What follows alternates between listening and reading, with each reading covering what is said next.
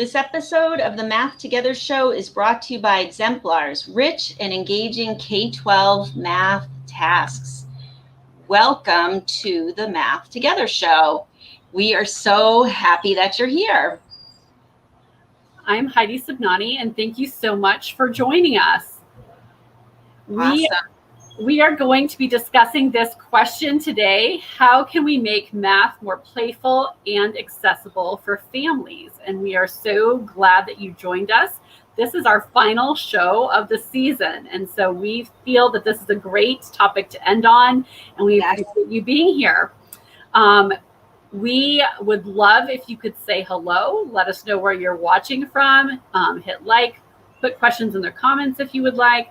We will take those as we can during the show, but we are really excited to be finishing up this season. I know, and it's so crazy. We've been sort of recapping and reflecting, and I agree, this is a really great way, a really uplifting, positive topic for ending the show.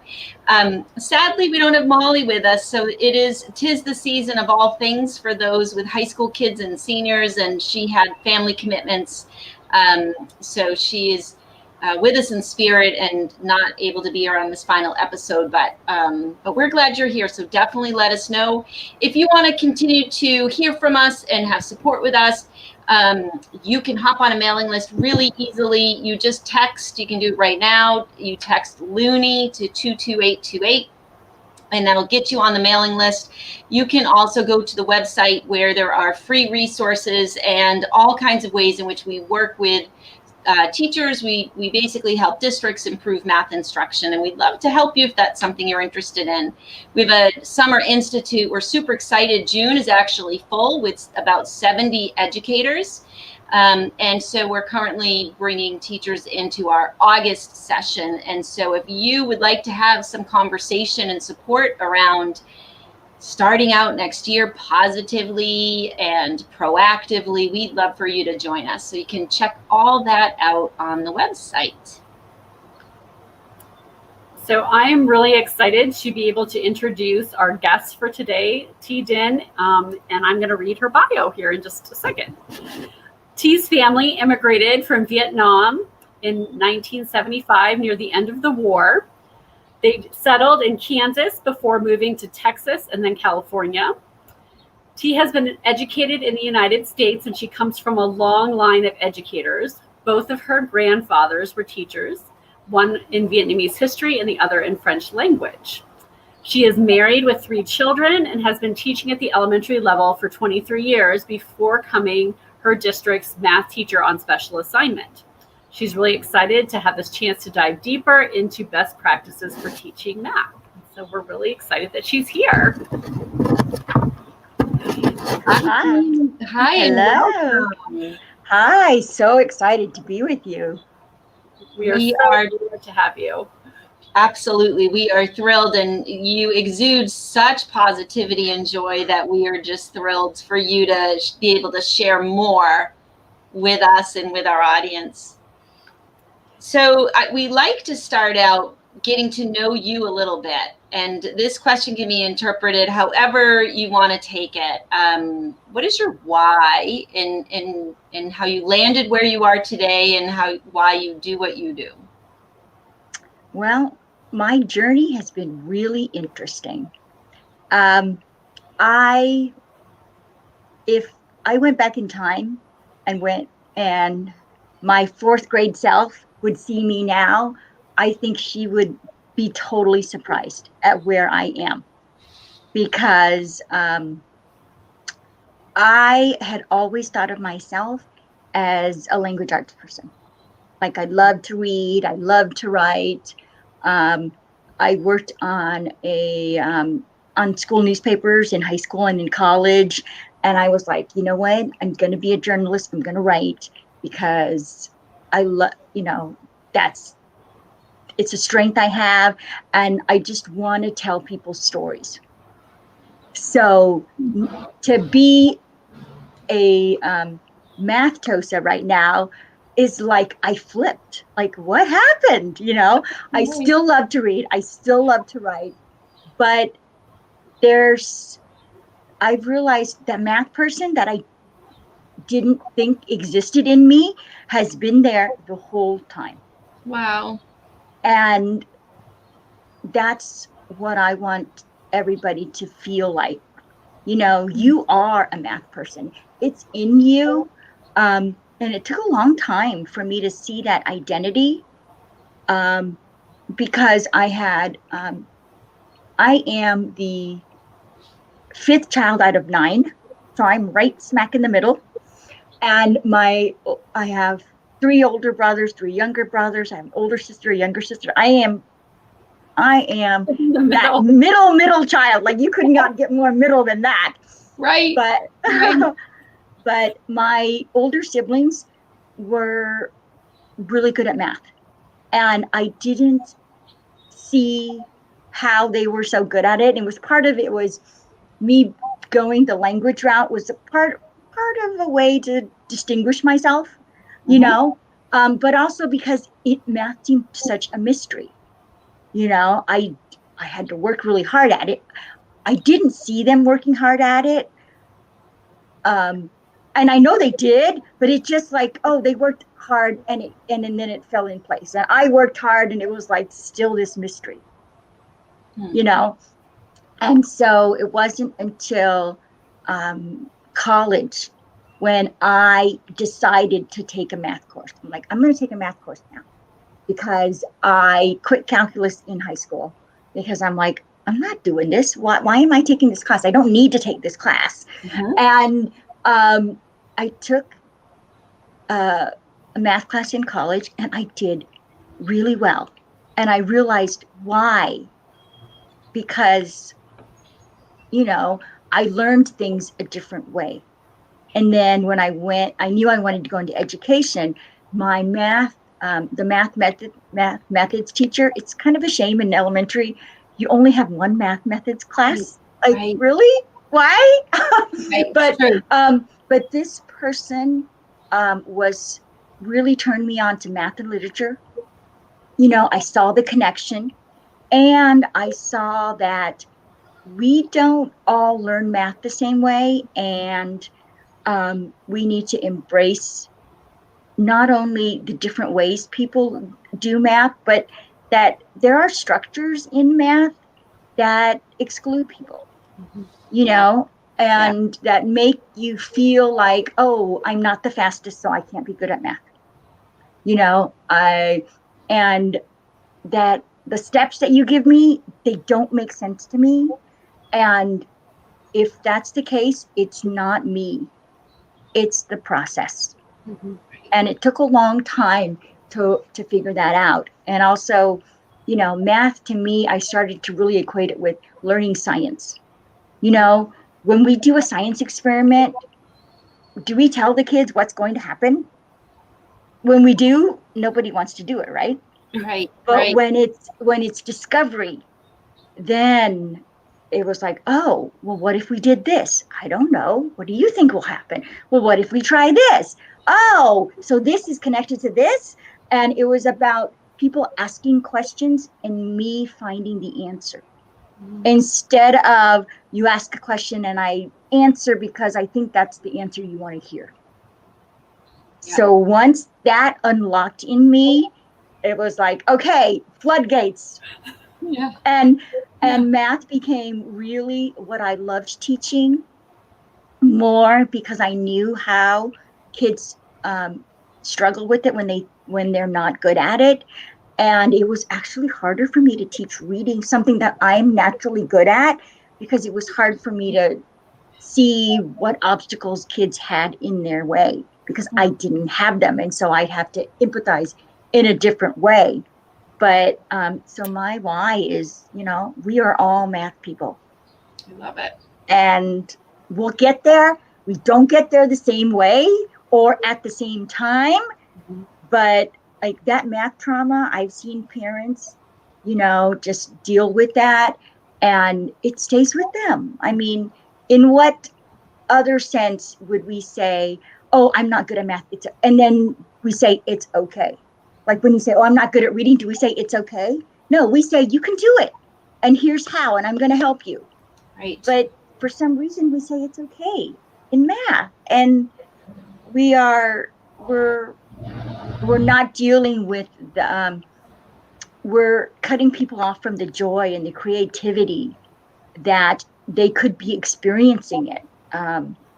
And I just, that makes me sad. It really hurts my heart to feel that, because I know what it's like, and I know how long we carry that with us.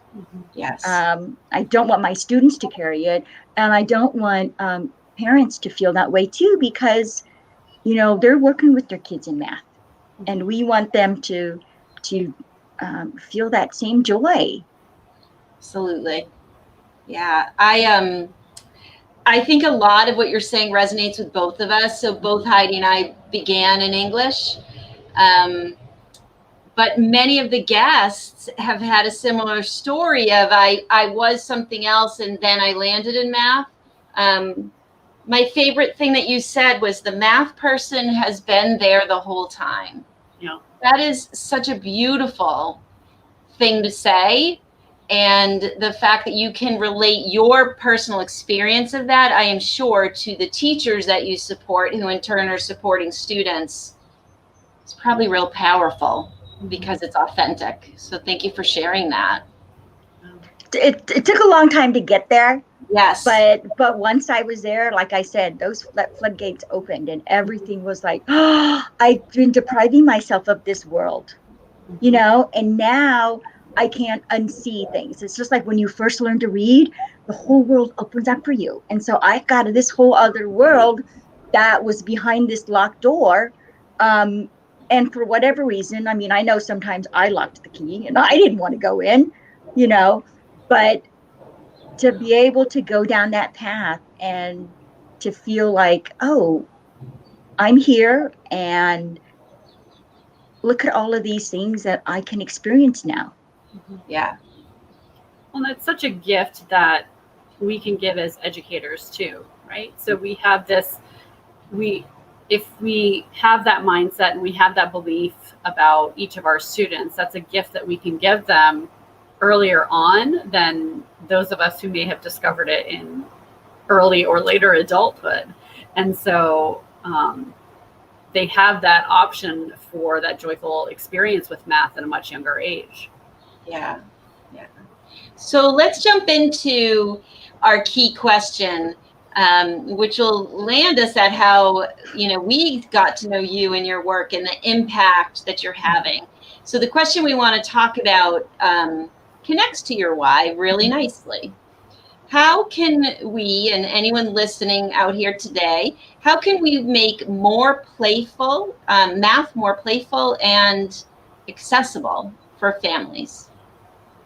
So one of the things that opened me up to math and to learning from new educators was Twitter.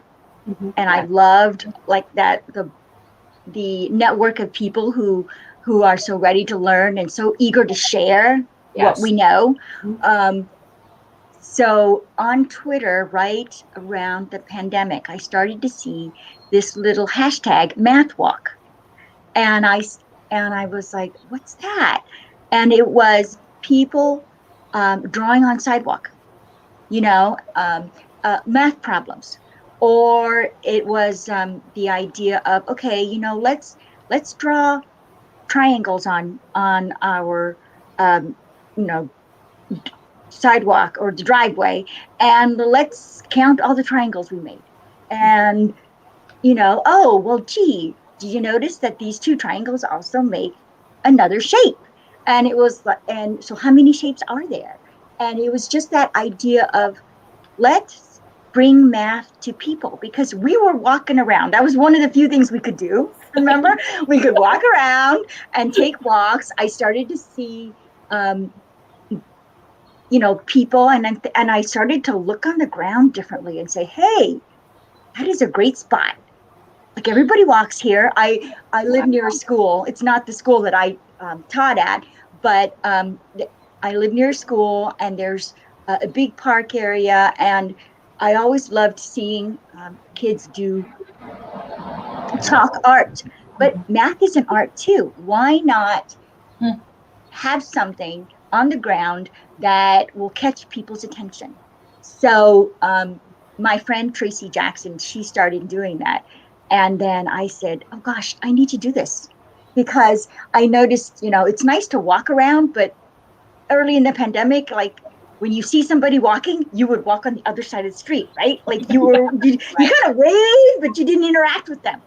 Right. So math walk was a great way to interact with people and just to put down little tidbits. I remember my first math walk. Like I thought, oh, what am I going to do? Like I searched, I read books, I looked at things, I remembered little puzzles that I enjoyed, and I put down Magic Square. And if you know Magic Square, it's you. I do. Yeah, so you use digits and you arrange them so that every row and column and even diagonal is the same total. And I put it down, and then I kind of waited and see what happened. And the next day, somebody had actually interacted and written the answer in there, and it was so cool. So for a while, every day I was out there putting in a little problem, and it got to the point where I would see people who would say, they would see me while I was doing the talk, and they say, "Oh, it's you. You're the one putting all these things down. So I love them." And parents would take their kids to the park, and they'd say, "Oh, we're going to come back after you're done, and we'll do that math problem together." Can I take a moment to show the screen so that if people haven't seen these images, I want to plant the picture in their mind's eye. Do you mind if I interrupt you? No, that's great. Okay, so I'm going to share, and it just takes me a moment to get this correct. Let's see. So this is Tracy's site. Can you see it? Yep, we can see it. Yeah. And so here's another thing near and dear to my heart, same but different. You can see various kinds of tasks. There's things that we have heard before besides same but different, open middle, would you rather, but there's splat, patterns. I loved this at the stairs. So this is what T you're talking about. When you let me stop the share. That's what you're talking about. So you were sneaking around at first, or I'm just picturing you like surreptitiously out there with your chalk, and then people started noticing at a time when we were so isolated. And quite honestly, that makes me emotional, that you were using mathematics as a way to bring people together, and then they just started noticing and like waiting for you. I love it. Yeah, and and I started off with just like, oh, I'd bring a couple of pieces of chalk, and then it got to the point where, okay, I have a backpack, and I've got my little tools in there. I've got my chalk. I've got stencils of circles or triangles or squares, whatever, because sometimes I draw those. I have this little broom so that I can brush away the leaves or anything there that's obstructing. And wow. It was so fun. And at one time, someone nicknamed me, "Oh, you're the math lady." Yeah.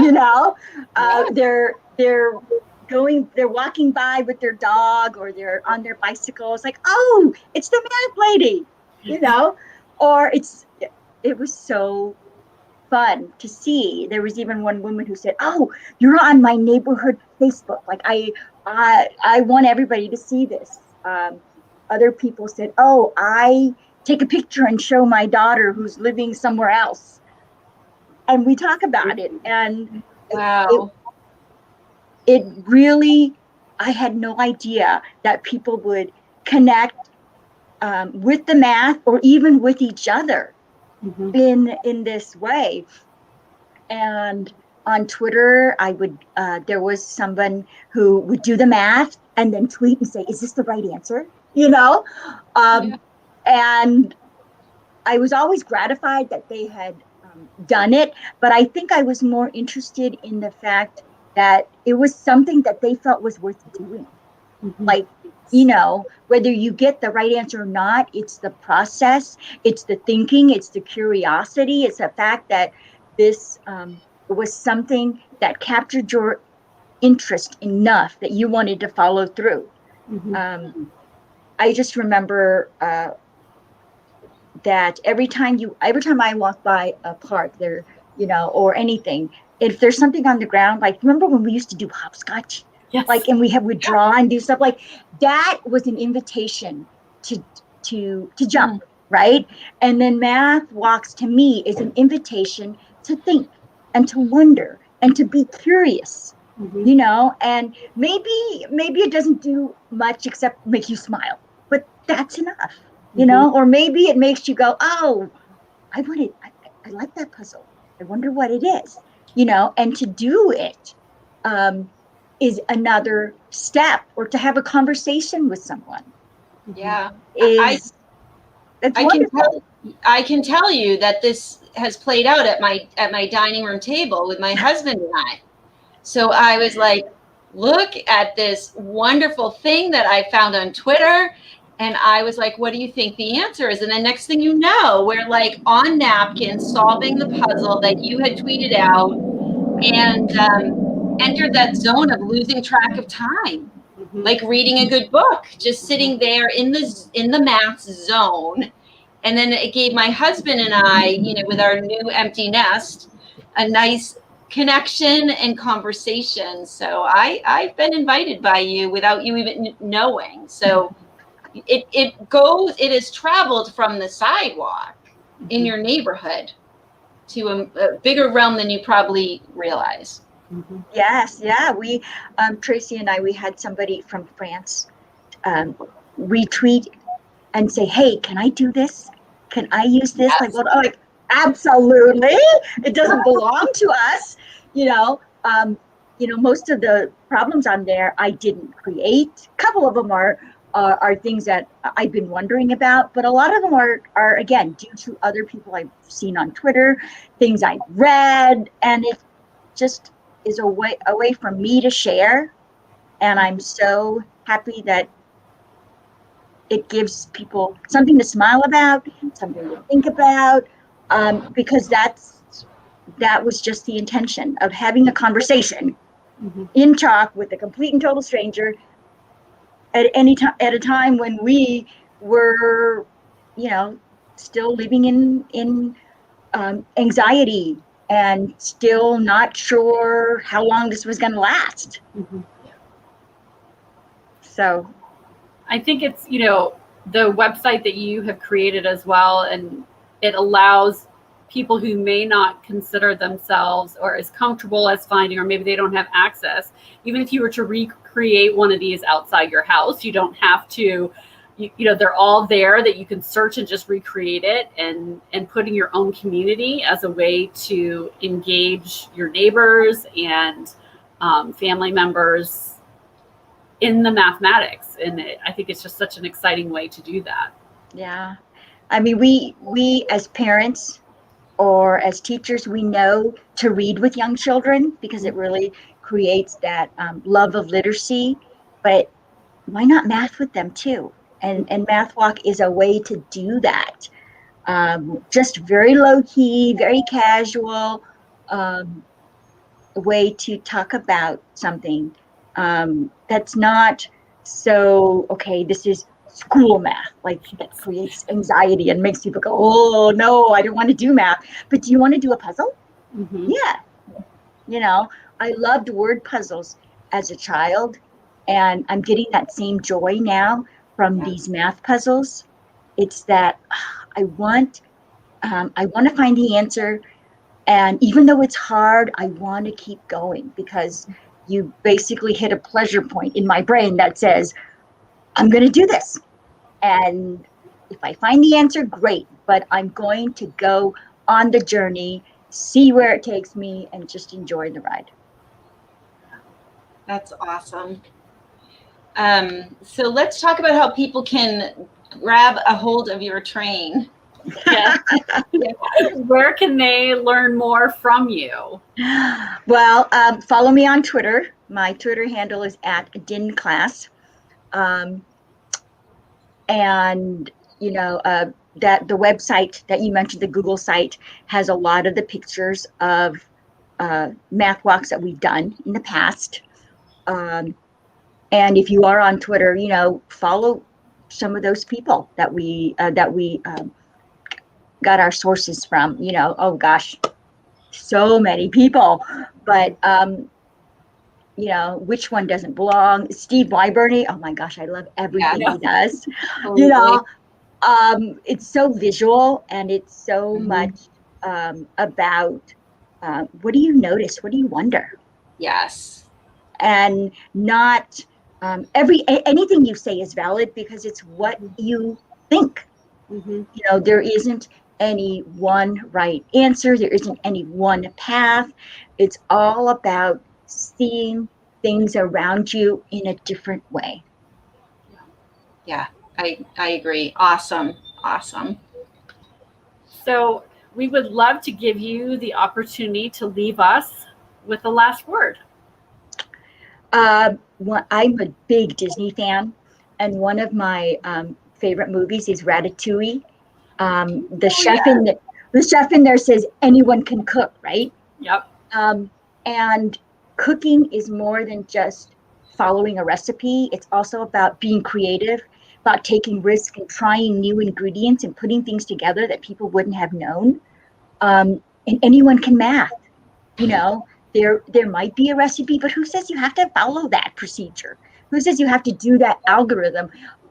You do it your way. Take risks, be creative, see the beauty in mathematics, see shapes and colors and all kinds of ways that math connects us, because it really does. It connects people, and Math Walk was a way that I wouldn't be here, talking to you if I hadn't gone down this journey.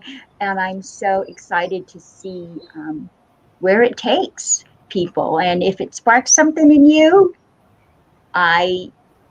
it was well worth my time drawing and writing, and I learned so much from it myself, and I think that's what it is. Always be ready to always be eager to take that step and to go on that journey, because where you end up is maybe not where you expected.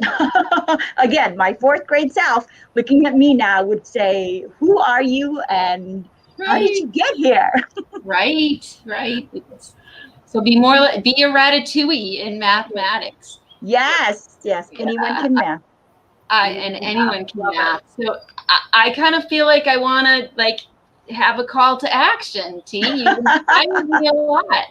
I feel like summer is a perfect opportunity for math walks, and people are outdoors more, although the heat may drive some people in on certain days, but there's evenings and early mornings. And I think that if you create a math walk, that we should have you take a picture of it and then tweet it out and tag you and tag us. Absolutely. And let us know. And I'm going to take up that challenge, and I'm going to do that myself too. So thank you so much for being with us tonight. We really appreciate it, and you are truly inspirational. So thank you for being you. Thank you for inviting me. This has been a pleasure to share math with everybody. Yeah. I could do this all day. Just talk about math. We could too. All right. Take good care. Thanks for coming on. Thank you. Okay. All right. So what a great way to be wrapping up things. If you want to learn more with us, you can check out our website. There's definitely some problems there that could make their way onto a sidewalk or two. And the Emerging Stronger Institute, if you are looking to have that conversation of how do we, feel strong and feel positive and all of those things, definitely check that out on our website. So this wraps up show 49 for us for this season. So we have had 49 shows and 42 guests, and we have been so privileged and honored to have all of the people who have given of their time and their expertise This show started for us about a year ago as our way to try and connect with the world around us and with each other around math education and bringing joyful math to the world. And we have just learned so much this year, I think, from our guests and from those of you who interact with us online. We will be resuming again late summer. If you were beginning to get speakers and guests lined up, if you have someone you would like to suggest, please reach out. We would always love to feature people you're interested in hearing from. So until then, have a great summer, everyone. Take good care. Remember, always be curious and be well. Bye, everybody. Bye, everyone. See you next season.